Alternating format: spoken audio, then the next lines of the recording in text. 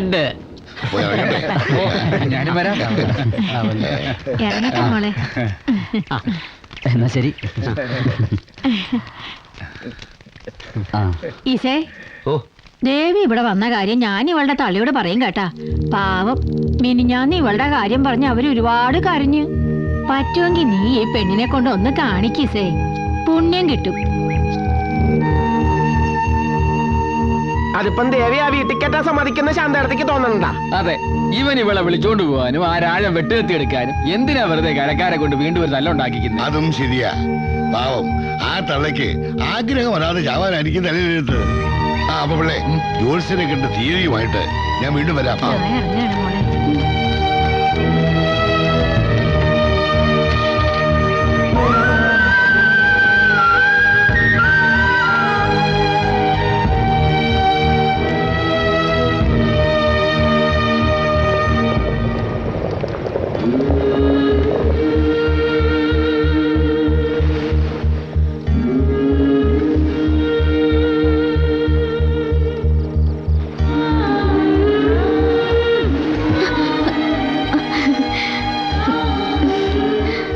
നാളെ മാറ്റക്കരയിൽ നമുക്കൊരു സർക്കിട്ട് പോയാലോ, ഒരാളെ കാണാൻ.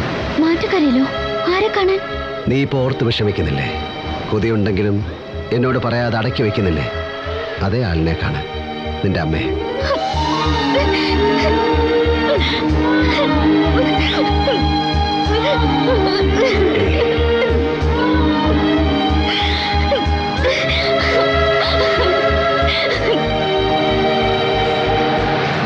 മാറ്റക്കര മാറ്റക്കര.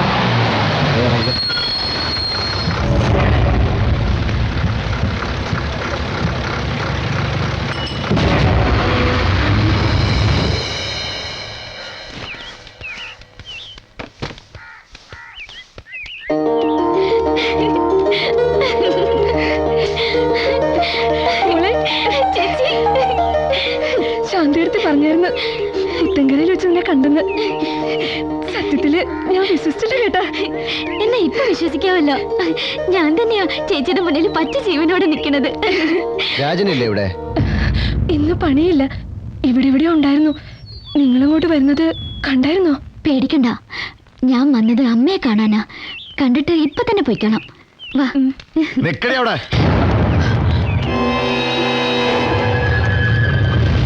ആരോട് ചോദിച്ചിട്ടാണ് വീട്ടിൽ കയറാൻ പോണേ?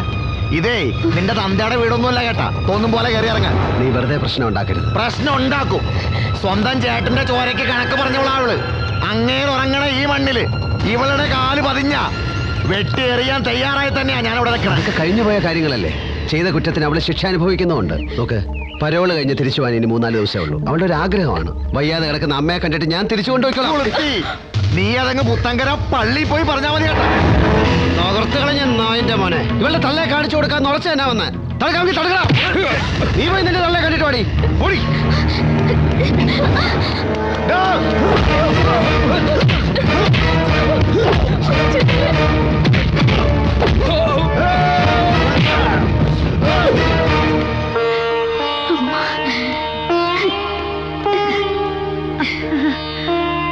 അമ്മേ,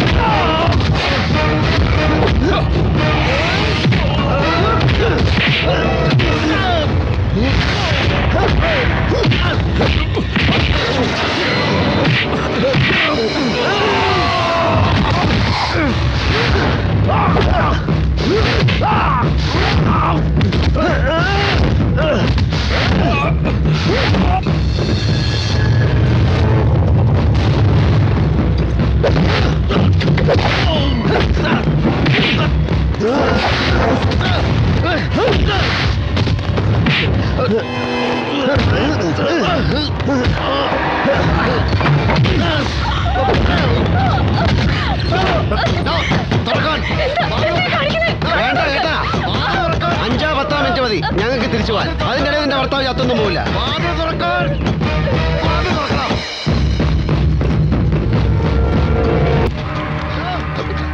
അതെ, നീ ഈ കാണിക്കുന്ന അല്പം കടന്ന കൈയായി പോയി. ഇപ്പോ നാഗപ്പൻ ആൾക്കാരെയും കൂട്ടി ഇവിടെ എത്തും. ദേ, നീ വേഗം ഇവിടെ നിന്ന് പോയേ. വെറുതെ നീ ആയിട്ട് എന്തിനാ ഉഷയ്ക്കും കൂടെ ഒരു ദോഷം ഉണ്ടാക്കുന്നേ? ദയവ് ചെയ്ത് ദേവിയെ വിളിച്ചോണ്ട് പോ. അല്ലെങ്കിൽ അങ്ങനെ വെട്ടുകത്തിക്കളിയുന്നത് എന്റെ കഴുത്തായിരിക്കും. അകത്ത് കിടക്കുന്ന ഒരു പൊടി കൊച്ചിന്റെ ജീവിതം കൂടി തകർക്കാനാണോ നിങ്ങളുടെ ഉദ്ദേശം? അമ്മ വിഷമിക്കണ്ട, ഞാൻ വീണ്ടും വരും. അപ്പോ അമ്മയുടെ ഈ അസുഖം എല്ലാം മാറിയിട്ടുണ്ടാവും. അമ്മ സമയത്തിന് മരുന്നൊക്കെ കഴിക്കണം.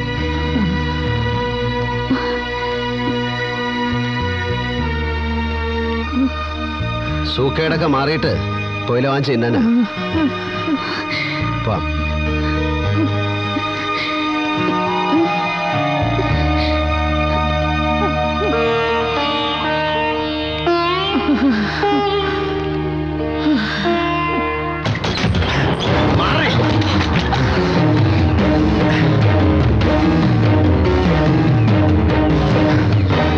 എവിടെ അവര്?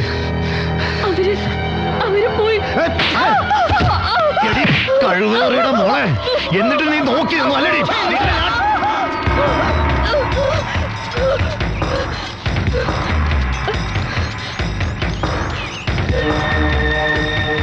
എവിടാ അവൻ? പൊക്കളഞ്ഞു. നാണം കേട്ടവനെ, ഈ നടപടിയിൽ വന്ന് എന്നെ മാനം കെടുത്തു എന്നെ വെറുതെ വിട്ടടാ. ഇത് മാറ്റക്കരക്കാരുടെ മാനത്തിന്റെ പ്രശ്നമാണ്. വിടരുതവനെ. വരാ.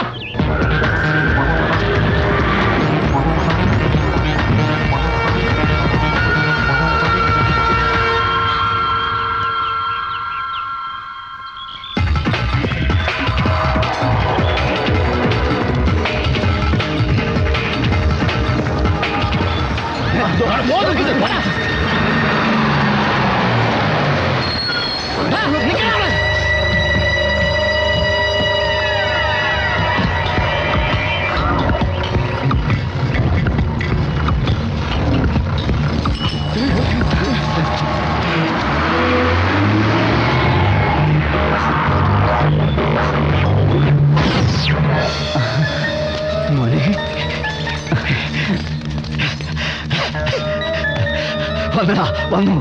ഫുട്ബോൾ കളിക്കുന്ന മൈതാനത്തായാലും വേലി കിട്ടിയ മുറ്റത്തായാലും മാറ്റക്കരയിലുള്ളവരെ അവമാനിച്ചാൽ ചോദിക്കാൻ ഇനി ഇവനുണ്ട് മുന്നിൽ. എന്റെ ഇളയമോൻ പ്രതാപൻ. പിള്ളേ, ഇസഹാക്കിനെ കണ്ടായിരുന്നോ? അവൻ ഭാര്യയും കൊണ്ട് മാറ്റക്കരയിൽ പോയതാണല്ലേ, തിരിച്ചു വരാറാവുന്നേ ഉള്ളൂ. ഇനിയിപ്പോ ആരാ ഒരു സഹായത്തിനുള്ളത്? എന്താ പ്രശ്നം? സബാസ്റ്റ്യൻ സാറിന്റെ പെങ്ങളില്ലേ മേരി, അവര് മരിച്ചുപോയി. കഷ്ടമായല്ലോ. കഷ്ടം അതൊന്നുമല്ല, പെങ്ങളുടെ ബോഡി കാണിക്കാനെന്ന് പറഞ്ഞ് സെബാസ്റ്റ്യൻ സാർ ജസ്റ്റിനെ അന്വേഷിച്ച് കടലിൽ പോയിരിക്കുവാ. ജസ്റ്റിനെ അന്വേഷിച്ച? ആ, സംഗതി സാറിനെന്തോ മാനസിക പ്രശ്നമുണ്ട്. കടലിന്റെ നടുക്ക് കിടന്ന് ജസ്റ്റ് നിലവിളിക്കുന്നെന്നോ അവനെ ആരോ അപകടപ്പെടുത്താൻ നോക്കുന്നെന്നോ ഒക്കെയാ പുലമ്പുന്നത്. അന്വേഷിക്കാനെന്ന് പറഞ്ഞ് ഒറ്റയ്ക്ക് വഞ്ചി എടുത്താ കടലിൽ പോയത്. ചേടാ, ഇതൊരു മാരണമായല്ലേ. ഞാൻ പോയി ഇസ തിരിച്ചു വന്നു നോക്കാം. കപ്പേര് പള്ളി പോയി അച്ഛനോട് വിവരം പറ. ശരി.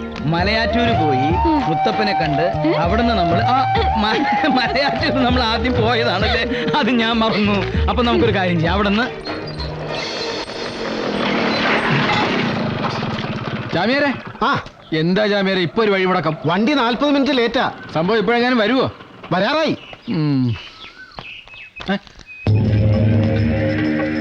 നമ്മുടെ വേളാങ്കണ്ണിയല്ലേ അത്? ശരിയാ, ആളീ ലോകത്തൊന്നും അല്ലെന്ന് തോന്നുന്നു. ദൈവമേ, ഇയാളിത് എന്താ കാണിക്കുന്നത്? വണ്ടിയും വരുന്നല്ലോ. അയ്യോ പിള്ളച്ച വേണ്ട. വേളാങ്കണ്ണി മാറിക്കോ, വണ്ടി വരുന്നു. പിള്ളച്ച ഓടല്ലേ, താക്കീത് മാറ്.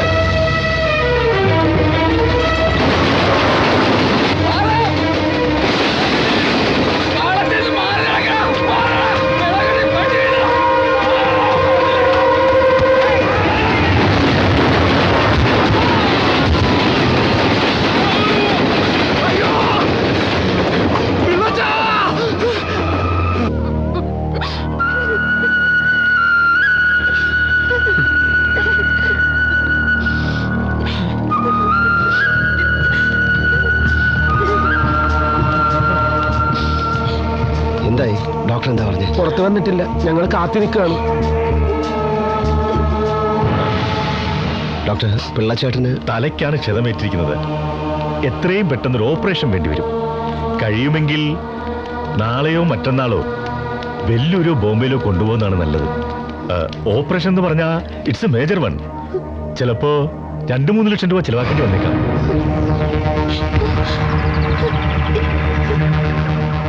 തലച്ചോറിലേക്ക് പോകുന്ന നെർവസ് സിസ്റ്റത്തിന്റെ തകരാറാണ്. താമസിച്ചാൽ ചിലപ്പോ രോഗി എന്നേക്കുമായി തളർന്നിടക്കേണ്ടി വരും.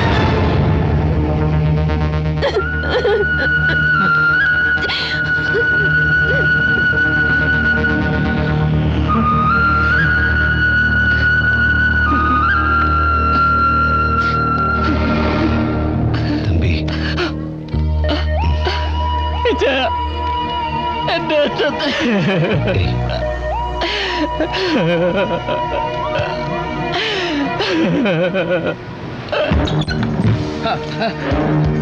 തോന്നിയ ദിവസം കാണിച്ചിട്ട് ഒരു മനുഷ്യനെ കൊല്ലാൻ കൊടുത്തല്ലേ? ആര് പറഞ്ഞു ഈ വീട്ടിൽ നിന്ന് പുറത്തിറങ്ങാൻ? ആര് പറഞ്ഞു? എവിടാന്ന് വെച്ചാൽ പോയി തെളിഞ്ഞണം. കടയില്ല, റെയിൽവേ ട്രാക്കില്ല, ഭൂമിക്കടിയില്ല, എവിടെ വേണേലും. ഒറ്റ കാര്യമുള്ളൂ, മനുഷ്യനെ ബുദ്ധിമുട്ടിക്കരുത് കേട്ടാ. നിങ്ങളുടെ പ്രാന്തിന് മറ്റുള്ള ജീവന് ഉത്തരം പറയാൻ എനിക്ക് വയ്യ. എന്റെ ദൈവമേ. നിക്കവിടെ. ഈ സന്ധ്യയ്ക്ക് അയാളെ വീട്ടിൽ നിന്ന് പിടിച്ചിറക്കി കടപ്പുറത്ത് കൊണ്ടുപോകും തള്ളാൻ നീ അയാളുടെ ആരാ? അപ്പനോ അതോ അമ്മാവനോ? അച്ഛൻ ഇതിൽ ഇടപെടണ്ട. ഇടപെടും. ഓത്തുപോലെ നീ ഒരു മകനിവിടെ ഉള്ളപ്പോ ഈ സുഖമില്ലാത്ത മനുഷ്യനെ എങ്ങോട്ട് പോകണമെന്നും കൂടി നീ പറഞ്ഞിട്ട് പോയാൽ മതി. എങ്ങോട്ട് പോകണം എങ്ങോട്ട് പോകണ്ടെന്ന് സ്വയം തീരുമാനിച്ച് നടപ്പാക്കുകയാണല്ലോ. ഞാൻ പറഞ്ഞിട്ട് വേണ്ട വേളാങ്കണ്ണിക്ക് സർക്കിട്ട് പുറപ്പെടാൻ. അച്ഛാ ആളെ ഇവിടെ.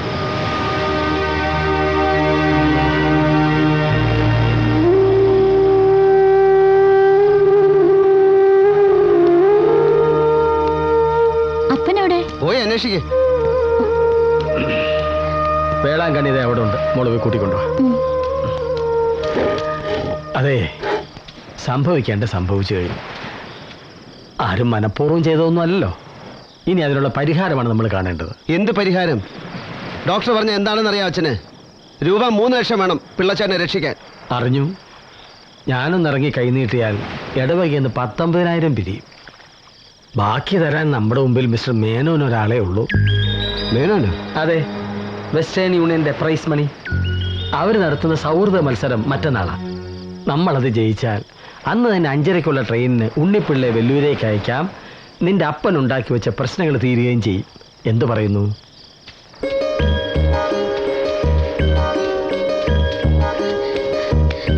അപ്പൻ അവിടെ നിന്ന് കാണുന്നില്ല. നിങ്ങൾ പോയി ഒന്ന് അന്വേഷിച്ചേ. എനിക്ക് വയ്യ, നീ തന്നെ പോയാൽ മതി. മനുഷ്യനെ തീ തീറ്റിക്കാനായിട്ടും. മോള് വിഷമിക്കണ്ട. വേളാങ്കണ്ണി ദൂരെയൊന്നും പോവുകയല്ല. പള്ളിക്കുരിശിന്റെ മുന്നിൽ ചെന്ന് 10 നന്മ നിറഞ്ഞ മറിയമേ ചൊല്ലി വൃദ്ധസ്ഥാനത്ത് കയറി കിടപ്പുണ്ടാവും.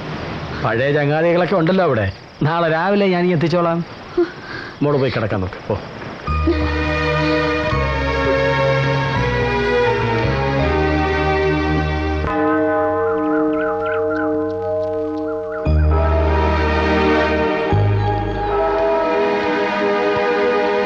എന്താടാ നീ രാവിലെ ഇവിടെ ഗ്രൗണ്ടിൽ പ്രാക്ടീസിന് പോയില്ലേ? അത് പിന്നെ അപ്പനെ വിളിച്ച് വീട്ടിൽ കൊണ്ടാക്കിയിട്ട് പോകാന്ന് കരുതി. അതിന് നിന്റെ അപ്പനോട് ഇല്ലല്ലോ. ഇല്ലേ? ഇല്ല. ഞാൻ രാത്രി ഒന്ന് തിരക്കിയപ്പോ എൽദോ പറഞ്ഞു വേളാങ്കണ്ണി ഇവിടെ വന്നിട്ടില്ലെന്ന്. ഞാനൊരു അരമണിക്കൂർ കൂടി കാത്തതാ. പിന്നെ വിചാരിച്ചു അവിടെ ഇവിടെയൊക്കെ ഇറങ്ങി കിടന്ന് മനസ്സ് കിടത്തപ്പോ അയാൾ നിന്റെ വീട്ടിൽ തന്നെ തിരിച്ചു വന്നെന്ന്.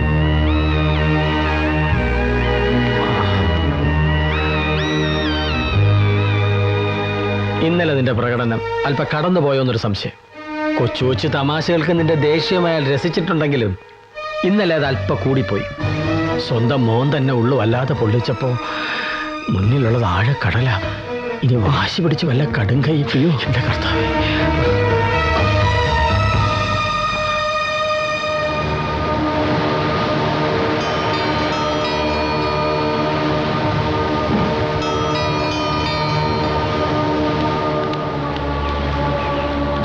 ഞാൻ എത്ര നേരമായിട്ട് സൈക്കിളിനകത്തോടെ ഇരിപ്പാടെന്നറിയാവോ? എവിടെ പോയി കിടക്കുകയായിരുന്നു? എന്താ കാര്യം? നാഗപ്പനാ എന്നെ ഇങ്ങോട്ട് പറഞ്ഞയച്ചത്. വേളാങ്കണ്ണി രാജന്റെ വീട്ടിൽ തടവില. തടവില? അറിയെന്ന്. നീ രാജനെ പൂട്ടി അതേ മുറിയില് പ്രതാപൻ വേളാങ്കണ്ണിയും പൂട്ടിയിട്ടിരിക്കുക.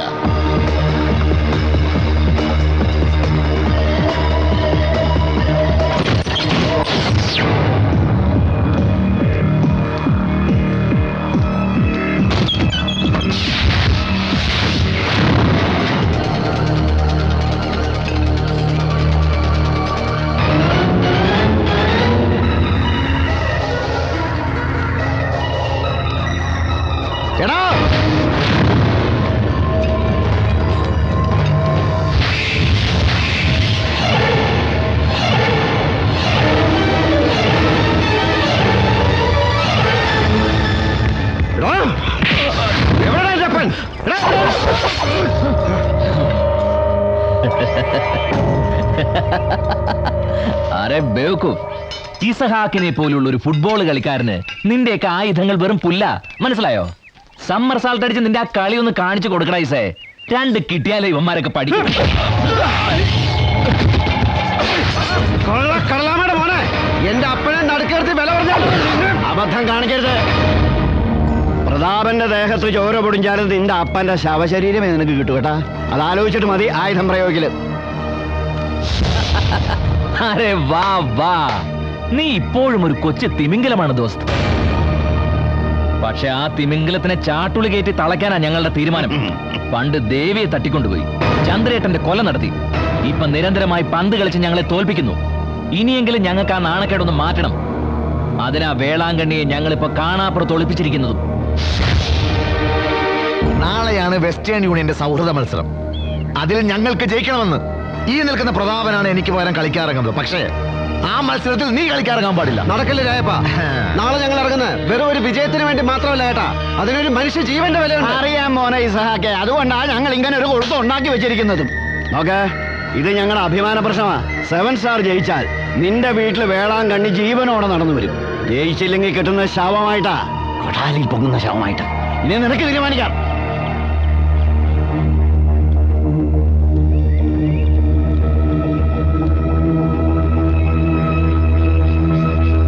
എനിക്കൊഴിഞ്ഞു വെച്ച പെണ്ണിനെയാ നീ തട്ടിക്കൊണ്ടുപോയത്. കഴിഞ്ഞ 6 വർഷവും അതിന്റെ അപമാനവും നെഞ്ചിലേറ്റ് ഞാൻ നടന്നു. അവള് പരോളിന് പുറത്തിറങ്ങിയെന്നറിഞ്ഞപ്പോ ഇനി ആ ഭാരം ഒന്ന് ഇറക്കി വെക്കാനാ ഞാൻ വന്നതും. ജയിലിൽ അവള് മടങ്ങി പോകുമ്പോ നീ 2 കാലും ഇല്ലാതെ എഴയണം. അതിനു വേണ്ടിയിട്ടാ ഈ കടശിക്കളി. വേളാങ്കണ്ണിയുടെ ജാമ്യം ഉള്ളിടത്തോളം കാലം നിനക്ക് ഞങ്ങളെ ഒന്നും ചെയ്യാൻ കഴിയില്ല. ഒന്നും.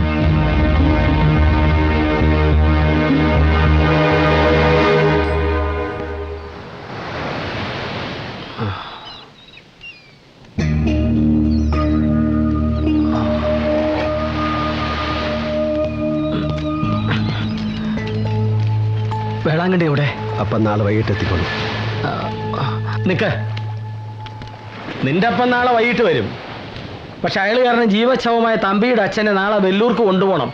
അതിനെപ്പറ്റി നീ എന്താ ഒന്നും പറയാതെ പോകുന്നത്? ഞാൻ എന്ത് പറയണമെന്ന് അച്ഛൻ ഉദ്ദേശിക്കുന്നത്? ഒന്നും പറയാനല്ല, പ്രവർത്തിച്ച് കാണിക്കാനാണ് അച്ഛൻ പറയണത്. നാളെ ഉച്ച കഴിഞ്ഞ് കളിയാ. അത് ജയിച്ച് കിട്ടുന്ന കാശ് കൊണ്ട് വേണം ഉണ്ണിപ്പിള്ള ചേട്ടനെ ചികിത്സയ്ക്ക് അയക്കാൻ. അത് നിങ്ങളെല്ലാരും കൂടെ തീരുമാനിച്ചതല്ലേ? നിങ്ങൾ തന്നെ കളിച്ച് ജയിച്ചാൽ മതി. ഇസഹാക്ക് നാളെ ബീച്ച് 11 വേണ്ടി ഗ്രൗണ്ടിൽ ഇറങ്ങില്ല. അച്ഛൻ എന്നോട് ക്ഷമിക്കണം. നാളത്തെ മാച്ചിൽ നിന്ന് എന്നെ അങ്ങ് ഒഴിവാക്കിയേക്ക്. എടാ മോനെ, നീ അങ്ങനെ പറഞ്ഞാണ്. കേട്ട ഭാഷ മനസ്സിലായില്ലെങ്കിൽ കൂടുതൽ വിശദീകരിക്കാൻ നല്ല കോരിത്തരിക്കുന്ന ഭാഷ പറയേണ്ടി വരും ഇസഹാക്കിന്. ലോഹയിട്ട് നിങ്ങളോടും തോളി കയറ്റാടുന്ന ഇവരോടും എന്നെ കൊണ്ടത് പറയിക്കല്ലേ. എന്റെ സ്വഭാവം മാറ്റാതെ ഇവിടുന്ന് പോകാൻ നോക്ക്. പോവാൻ.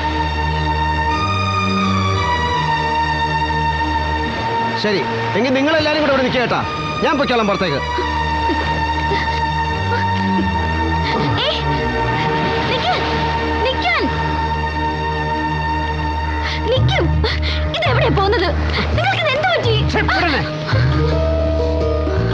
എല്ലാത്തിനും കാരണം നീ ഒരുത്തിയാണ്.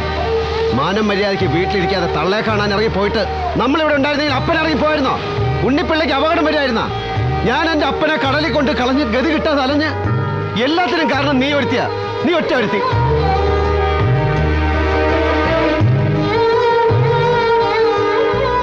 അഞ്ചാറ് വർഷം വേർപെട്ടിരുന്ന നിന്നെ ഒന്ന് കാണാൻ ആത്മാവിൽ പാപ ഏറ്റുവാങ്ങിയാണ് ഞാൻ. അതിന് ദൈവം എനിക്ക് എന്ന ശിക്ഷ ഞാൻ ഇന്ന് അനുഭവിക്കുന്നത്. തൃപ്തിയായി, എനിക്ക് തൃപ്തിയായി. എന്താ